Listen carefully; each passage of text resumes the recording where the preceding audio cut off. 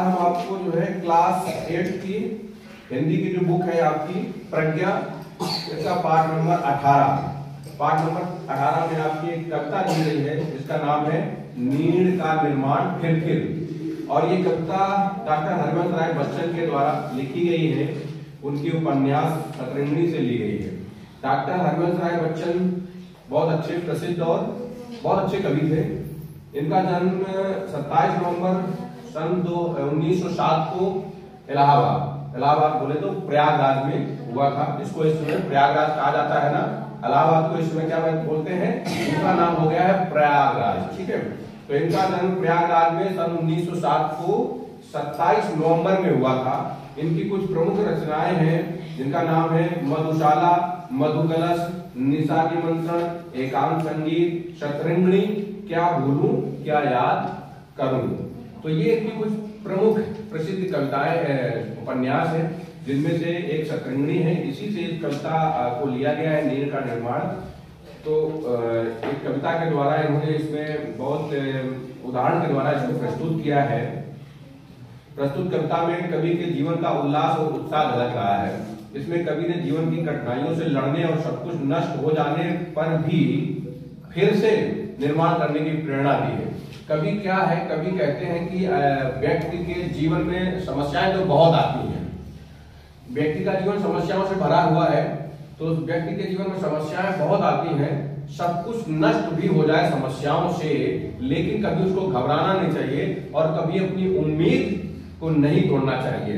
और उम्मीद के सहारे ही वो जो है अपने निर्माण को, अपने भविष्य का निर्माण कर सकता है। ठीक है, तो बहुत उल्लास है इस कविता में, बहुत मजा आएगा आपको। तो पहले तो हम आपको ये कविता थोड़ा सा सुना देते हैं पढ़ के। ठीक है। नीड़ का निर्माण फिर नेह का आह्वान फिर नीड़ का निर्माण फिर नेह का आह्वान फिर बह उठी आंधी के नभ में छा गया सहसा अंधेरा। बह उठी आंधी के नभ में छा गया सहसा अंधेरा। धूल धूसर बादलों ने भूमि को इस भांति घेरा। रात सा दिन हो गया, फिर रात आई और काली। लग रहा था अब न होगा इस निशा का फिर सवेरा। रात के उत्पात भय से भीत जीवन भीत कण कण। किंतु प्राची से उषा की मोहिनी मुस्कान फिर नीड़ का निर्माण फिर नेह का आह्वान फिर बह चले झोंके की कापे भीम कायावान भूधर। जड़ समेत उखड़ कर गिर पड़े टूटे बिटप पर। हाय तिनको से विनिर्मित घोषणों पर क्या न बीती। डगमगाए जब की कंकड़ ईट पत्थर के महल पर। डगमगाए जब की कंकड़ ईट पत्थर के महल पर। बोले आशा के विहंगम किस जगह पर तू छिपा था जो गगन पर चढ़ उठा था। गर्भ से निज वृक्ष फिर जो गगन पर चढ़ उठा था। गर्भ से निज वृक्ष फिर नीड़ का निर्माण फिर नेह का आह्वान फिर। तो ये कविता जो है, कविता में क्या दिया है कि नीड़ का निर्माण फिर। नीड़ यानी घोंसला, इसका घोंसला चिड़िया का घोंसला। उदाहरण के द्वारा ये कवि जो है एक मनुष्य के जीवन में जो समस्याएं आती हैं उसको समझा रहे हैं एक चिड़िया के घोंसला, चिड़िया के द्वारा। नीड़ का निर्माण फिर मतलब एक घोंसले का निर्माण। चिड़िया जो होती है अपने घोंसले का निर्माण कई बार करती है। अगर उसका घोंसला किसी के द्वारा बिगड़ जाता है, कोई गिरा देता है या कहीं हवा के झोंके से गिर गया या आंधी से घोंसला उसका गिर गया, तिनके से बना होता है, बहुत हल्का होता है, गिर जाता है, लेकिन चिड़िया उसको फिर से बनाती है। आपने देखा होगा कहीं अगर गांव घर में घोंसला होता है चिड़िए का, तो वो क्या करती है, कोई गिर गया तो बार बार उसको बनाती रहती है वो, ठीक है। नेह का आह्वान फिर नेह मतलब प्रेम, प्रेम की पुकार, आह्वान मतलब पुकार, नेह का आह्वान फिर चिड़िया क्या करती है, उसका घोंसला गिर जाता है तो उसको बनाती है, फिर बनाती है, बार बार बनाती है। क्यों बनाती है? नेह मतलब उसमें प्रेम जुड़ा है, उसका घोंसले से उसका प्रेम जुड़ा है। निर्माण, निर्माण जो है, अगर हम किसी चीज का निर्माण कराते हैं तो उसमें हमारा प्रेम जुड़ा है। तो नेह का आह्वान फिर चिड़िया का उस घोंसले से प्रेम जुड़ा है, क्योंकि घोंसला उसका घर है और घर में वो अपना परिवार पालती है। चिड़िया अपना घोंसला अपने परिवार के लिए बनाती है ना, अपने बच्चे पालेगी, तो निश्चित तौर से उस घोंसले के साथ में उसका प्रेम जुड़ा है, निर्माण में उसका प्रेम जुड़ा है। तो मनुष्य के जीवन में, मनुष्य जो अपने जीवन का निर्माण करता है, जीवन में कुछ करता है, तो निश्चित तौर से संसार में जो मनुष्य है, संसार से हमको प्रेम है, इस संसार में जो भी है सब कुछ हमको, सब में हमको प्रेम है ना। संसार में जो मनुष्य है क्या है, संसार से हमको प्रेम है। तो कहते हैं कवि जी उदाहरण के द्वारा कि नीड़ का निर्माण फिर नेह का आह्वान फिर बह उठी आंधी के नभ में, छा गया सहसा अंधेरा, धूल भूदर बादलों ने भूमि को इस भांति घेरा। क्या कहते हैं कवि जी उदाहरण से कि आंधी जब आती है, भयंकर जब आंधी उठती है तो बादलों में एकदम अंधेला छा गया है, अंधेला सा छा जाता है। बह उठी आंधी के नभ में, नभ मतलब नभ में आंधी जो उठती है, एकदम पूरा बादल भी हमारे भूरे से एकदम हो जाते हैं। धूसर मतलब धूल से भरे हुए जो बादल एकदम भूरे भूरे से दिखते हैं और भयंकर आंधी छा जाती है, एकदम अंधेरा सा छा जाता है और भूमि को चारों तरफ से घेर लेते हैं। कौन घेर लेता है? ये जो आंधी होती है ना, हमारे बादल, आंधी एकदम हमको ऐसा लगता है, ऊपर हम देखते हैं कहीं भी तो लगता है बादल एकदम हमारे भूरे भूरे से हो गए हैं, धूल से भरे हुए हैं और चारों तरफ से भूमि को घेर लिया है। किसने? आंधी ने। आंधी से भरे हुए बादलों ने हमारी पृथ्वी को, भूमि को चारों तरफ से घेर लिया है, ऐसा महसूस होता है। तो जब ऐसे ही व्यक्ति के जीवन में जो समस्याएं आती हैं तो उसको ऐसा महसूस होता है कि इन समस्याओं ने हमको चारों तरफ से घेर लिया है, अब तो हमारा मतलब हम नष्ट हो जाएंगे, हमारा जो हम कार्य कर रहे हैं वो हमारा नष्ट हो गया। तो चिड़िया जो है उसका घोंसला आंधी से गिर जाता है और आंधी से गिरने के बाद में उस घोंसले को पुनः बनाती है वो, क्योंकि उसका उस घोंसले से प्रेम जुड़ा हुआ है, ठीक है। रात सा दिन हो गया, फिर रात आई और काली। जब आंधी आती है तो हमको ऐसा महसूस होता है कि ये दिन जो है ये रात सा हो गया एकदम। देखा होगा आपने, जब भयंकर आंधी उठती है तो दिन हमको ऐसा लगता है एकदम, कभी कभी बुरा बुरा या एकदम काला काला सा लगने लगता है। ऐसा लगने लगता है कि जैसे फिर से रात हो गई है, ऐसा महसूस होता है ना। पहले तो आप बैठे हो, हमने क्या बोला, पंक्ति मिल के बैठना है, ठीक है। तो क्या लगता है कि जैसे बादलों ने घेर लिया है और रात हो गई है। रात आई और काली, लग रहा था अब ना होगा इस निशा का फिर सवेरा। जब अंधेला हो जाता है, आंधी आती है भयंकर, तो ऐसा लगता है कि अब तो सवेरा होएगा नहीं।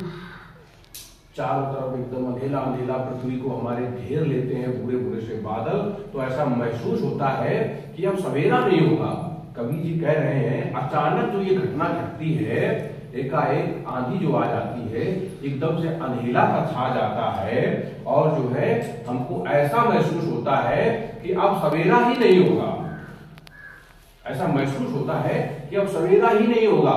ऐसे ही व्यक्ति के जीवन में जब समस्याएं आती है ना, तो एकदम वो भयभीत हो जाता है और उसको ऐसा लगता है कि अब तो इन समस्याओं से हम निकलेंगे ही नहीं। वो अपनी उम्मीद तोड़ने लगता है, लेकिन उसको अपना उम्मीद अपनी नहीं तोड़ना चाहिए। एक चिड़िया जिस तरीके से अपना घोंसला बार बार बनाती है, व्यक्ति को अपनी उम्मीद नहीं तोड़ना चाहिए। समस्याएं तो आती है, आंधी नुमा समस्याएं आती हैं और ये फिर खत्म हो जाती हैं और फिर जो है अपने कार्य पे लग जाना चाहिए। तो क्या कह रहे हैं, लग रहा था अब न होगा इस निशा का फिर सवेरा, रात के उत्पात भय से भीत जन जन भीत कण कण। मतलब जिस तरीके से आंधी ने उत्पात मचाया है, ये काली रात जैसी आंधी आई है, ऐसा उत्पात मचाया है। भीत जन जन मतलब भयभीत हो गए, जन जन, जन जन मतलब लोग, समाज, हमारा समाज जो है भयभीत हो गया। कण कण जो भी हमको दिख रहा है, पेड़ पौधे पहाड़ घर मकान, सब ऐसा लग रहा है कि सब भयभीत हो गए इस आंधी से। भीत जन जन भीत कण कण, किंतु प्राची से उषा की, किंतु प्राची से उषा की मोहिनी मुस्कान फिर।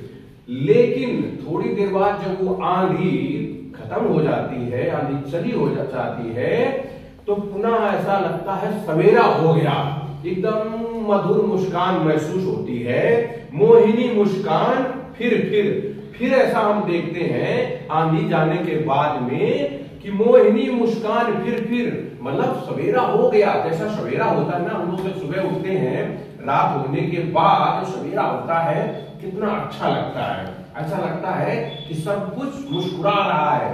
पेड़ पौधों को देखो तो ऐसा लगता है मुस्कुरा रहा है, जमीन की तरफ नजर डालें तो ओस की बूंदें दिखती हैं, ऐसा लगता है पृथ्वी भी मुस्कुरा रही है। फसलों को देखो तो ऐसा लगता है सब कुछ मुस्कुरा रहा है। तो कवि कह रहे हैं अपने उदाहरण में, कवि कह रहे हैं किंतु प्राची से उषा की मोहिनी मुस्कान फिर। मतलब जब सवेरा, प्राची मतलब सवेरा, जब सवेरा हुआ तो हमको ऐसा महसूस हो रहा है कि फिर वैसे ही सवेरा हुआ है। मतलब जब आंधी छट गई, रात की आंधी नुमा काली रात निकल गई, तो एकदम मोहिनी खूबसूरत सवेरा हुआ। नीड़ का निर्माण फिर नेह का आवाहन फिर। मतलब चिड़िया जिस तरीके से आंधी आने के बाद में जब आंधी चली जाती है तो चिड़िया अपने घोंसले को फिर से बनाना शुरू कर देती है। नेह का आवाहन फिर मतलब क्योंकि उसका उस घोंसले से प्रेम जुड़ा हुआ है, निर्माण से प्रेम जुड़ा हुआ है और उस घोंसले में अपने जीवन को, अपने बच्चों को, अपने परिवार को पालना है और परिवार से प्रेम सबको होता है, ठीक है। इसलिए वो अपने घोंसले को बार बार बनाती है। बह चले झोंके की कापे भीम काया वान भूधर। बह चले की झोंके मतलब जो भयंकर झोंके आए थे आंधी के, इससे भीम काया वान भूधर। भीम मतलब भीम जैसे कायावान, बड़े बड़े पहाड़, भूधर मतलब पर्वत पहाड़, जो बहुत बड़े बड़े पहाड़ हमको दिखते हैं। जब आंधी आई चारों तरफ तो ऐसा लग रहा जैसे ये पहाड़ भीम के आकार के, भीम के काया के जो पहाड़ हैं ये भी कांप रहे हैं। ऐसा महसूस हुआ, ऐसा महसूस होता है। तो समस्याएं जो हमारी होती हैं, व्यक्ति के जीवन में समस्याएं आती हैं, व्यक्ति ऐसी समस्याओं से घबरा जाता है और वो जो है अपनी उम्मीद तोड़ देता है। लेकिन कवि जी कहते हैं कि बह चले झोंके की कापे भीम काया वान भूधर, जड़ समेत उखड़ पुखड़ कर गिर पड़े टूटे विटप पर। मतलब जब आंधी आई, कवि जी कहते हैं इस भयानक आंधी में पेड़ जड़ समेत उखड़ पुखड़ कर गिर पड़े। जब इतने बड़े बड़े पेड़ टूटे विटप पर मतलब बड़े बड़े जो पेड़ हैं ये जड़ सहित उखड़ के गिर गए। जब भयानक आंधी आई तो पेड़ जड़ सहित उखड़ के गिर गए। हाय तिनकों से विनिर्मित, हाय तिनकों से विनिर्मित घोंसलों पर क्या ना बीती। मतलब जो घोंसला है तिनकों से विनिर्मित, तिनकों से जो बनाया हुआ घोंसला है, चिड़िया तो बार बार घोंसले को बनाती है और वो इस देख रहे हैं कि मतलब जो भयंकर आंधी में पेड़ उखड़ रहे हैं जड़ से, चिड़िया देख रही है लेकिन वो भयभीत नहीं होती है कि मतलब जो बड़े बड़े पेड़ हैं वो जड़ से उखड़ के गिर जा रहे हैं। तो हमारे छोटे से घोंसला जो तिनकों से निर्मित है इस पे क्या ना बीती। मतलब इस घोंसला तो तहस नहस हो जाता है।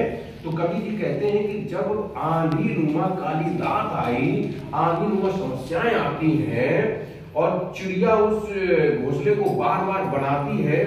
जिस आंधी से पेड़ जमीन से उखड़ के गिर जाते हैं, बड़े बड़े पर्वत हिल जाते हैं, लेकिन चिड़िया घबराती नहीं है और वो अपने घोंसले को बार बार बनाती है।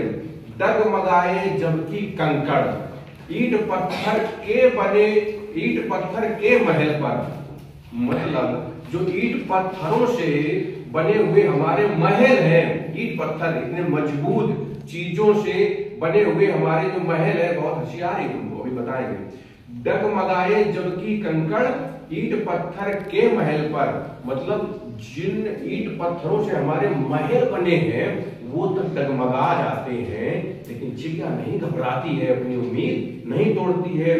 बोल आशा के विहंगम, किस जगह पर तू छिपा था, मतलब व्यक्ति के अंदर एक जो आशानुमा पक्षी है, वो कह रहे हैं कि व्यक्ति के अंदर एक आशानुमा पक्षी छिपा है। ये जैसे पक्षी जो चिड़िया होती है अपना घोंसला बार बार बनाती है, ऐसे ही व्यक्ति के अंदर एक आशा है, एक उम्मीद है, वो छिपी हुई है, उसको कभी नहीं तोड़ना चाहिए। जो गगन पर चढ़ उठाता गर्व से निचवर फिर अगर वही व्यक्ति अपनी उम्मीद को नहीं तोड़ता है और समस्याएं आने के बाद में वो अपने कार्य में निरंतर लग जाता है उम्मीद के साथ में, तो वो अपने जीवन में सफल होता है, अपने निर्माण कार्यों में सफल हो जाता है। नीड़ का निर्माण फिर नेह का आह्वान, फिर जिस तरीके से चिड़िया अपने घोंसले को बार बार बनाती है, क्योंकि उसका उसके साथ प्रेम जुड़ा हुआ है, उसका उस घोंसले से उम्मीद है, अपने बच्चों को पालना है, इसलिए वो उम्मीद कभी नहीं तोड़ती है और अपने घोंसले को बार बार बनाती है। इसी तरीके से मनुष्य के जीवन में समस्याएं तो बार बार आती हैं, मगर उन समस्याओं से मनुष्य को घबराना नहीं चाहिए। कवि जी ने जिस तरीके से उदाहरण दिया है एक चिड़िया और घोंसला का, कि चिड़िया बार बार उस घोंसले को बनाती है और आंधी से बिगड़ जाने के बाद, घोंसला जब आंधी से बिगड़ जाता है उसके बाद भी नहीं घबराती है और बार बार उसको बनाती है। इसी तरीके से मनुष्य को समस्याएं आने से घबराना नहीं चाहिए। समस्याएं सबके जीवन में आती हैं और बड़ी बड़ी समस्याएं आती हैं, और जो व्यक्ति इन समस्याओं से नहीं घबराता है, अपनी उम्मीद को नहीं तोड़ता है, निश्चित तौर से वो सफल होता है और अपने जीवन का निर्माण अच्छे से कर लेता है। ठीक है, थैंक यू।